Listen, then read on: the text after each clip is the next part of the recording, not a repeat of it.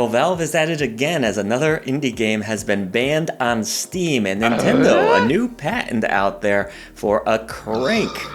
Does that sound familiar to anyone in the indie gaming scene?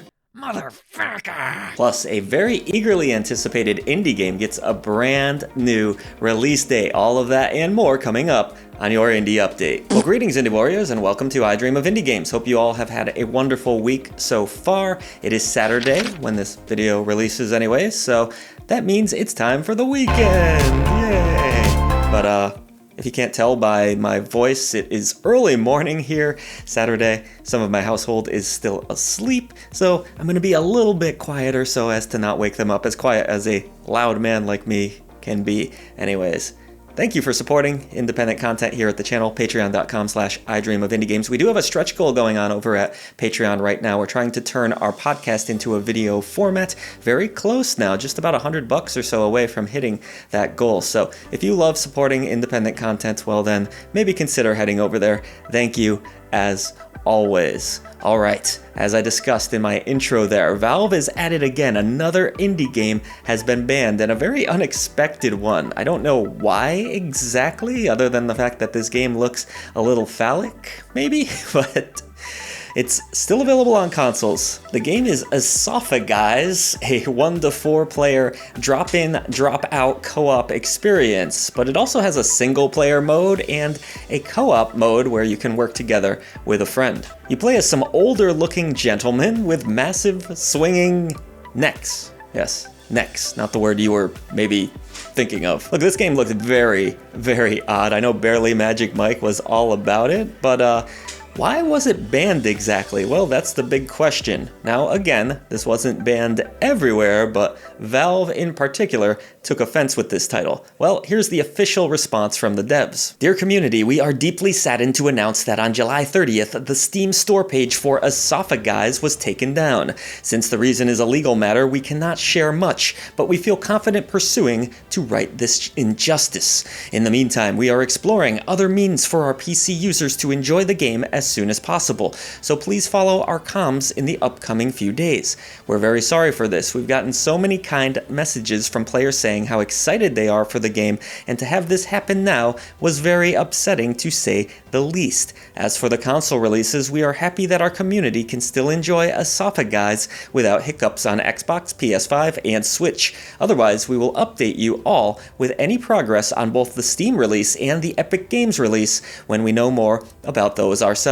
We'll keep our necks up high and get through this difficult time. Stay stretching, everyone. You know, it's interesting, isn't it? We used to always go to PC marketplaces because they did sell a lot of content that wasn't available on consoles. Obviously, some of the more risque stuff out there, some of the really violent things. Over the years, the PC platform has been the place to go. So now we're kind of seeing a little bit of a reversal here almost, where you can play a game that is not available on PC on your consoles. So very strange times in the gaming industry, but I do hope this gets corrected soon. I hope that developers are able to find a way to get their game officially on PC. Obviously, it's a huge marketplace and a massive loss of sales. Otherwise, I think they will, hopefully, figure this out, but I'm more curious. What the heck was it about this game that got it to the point of being banned?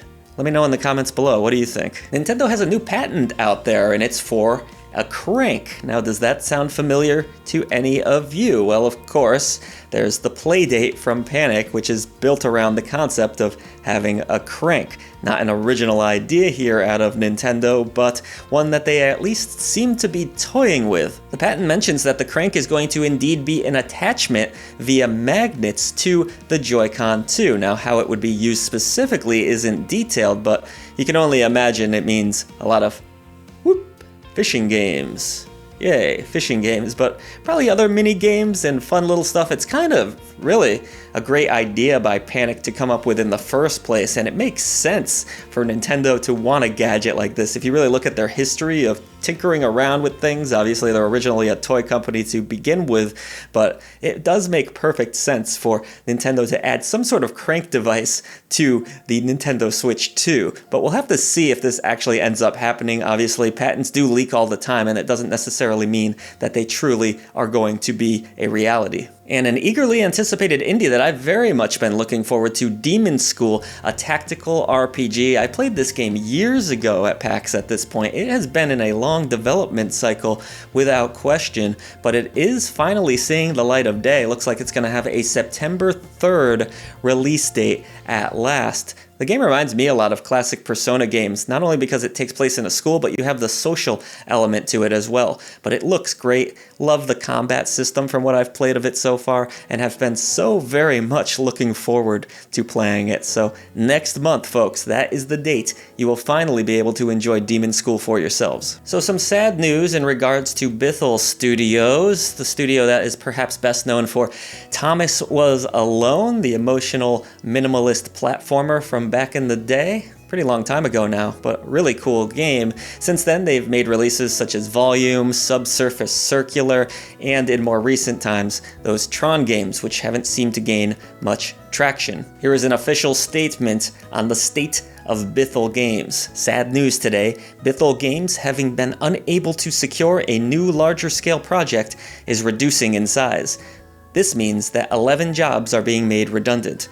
This constitutes the majority of our full-time staff. It became clear leading up to the release of our most recent game that we were not immune to the challenges faced by many game development teams seeking funding partners in 2024 and 2025.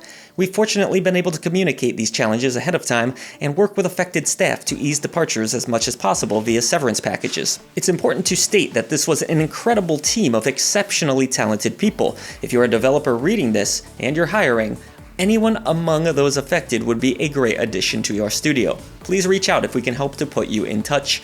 This news will not impact the availability of our existing self-published games and ongoing support for them. We are incredibly grateful for our audience and hope that your interest in our work follows individual team members as they head into other roles. Bithell Games was always defined and elevated by our people. Today, we are less. Obviously, sad news. Doesn't seem like a complete end to Bithell Games per se, and their games will continue to be worked on, the ones that exist anyways, but that is 11 jobs, which is just oh so depressing. My heart goes out to everyone that's involved here, and I do hope that you all land on your feet and find wonderful studios to work at, or maybe even some kind of new gig that brings you great joy in life. Very sad to hear this. Never want to hear about an indie studio going down, but as you know, the industry is an absolute total fuckery of a mess right now.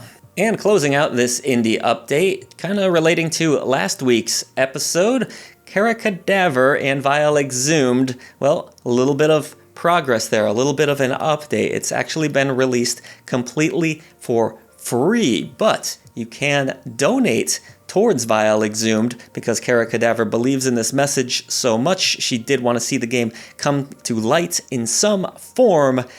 If you go to the link we have down in the description box below, you'll be able to purchase the game if you wish, or grab it completely free, but 50% of those profits are going to go towards a Canadian foundation which supports women who are trying to escape violent situations. So not only can you grab Vile Exhumed, but you can feel good about it supporting a fine charity if you so wish in the process. I'm glad that this game was able to come out. Crazy that it was only going to be listed for, I believe, $1.99 to start with. Shame on you, Steam, for not allowing this game in the first place, which seems to have a very important message. And Kara, you deserve to have your story told and not be censored. All right, everybody, that's going to do it for this edition of the Indie Update. Thank you, as always, for supporting independent content here at the channel. As you can tell, I'm in the middle of a move. We're going to be having a new office soon. Everything's going to look much sharper and nicer and going to be less echoey in here as well. So getting through that, and you're also going to see some other faces on this show, hopefully soon. You can be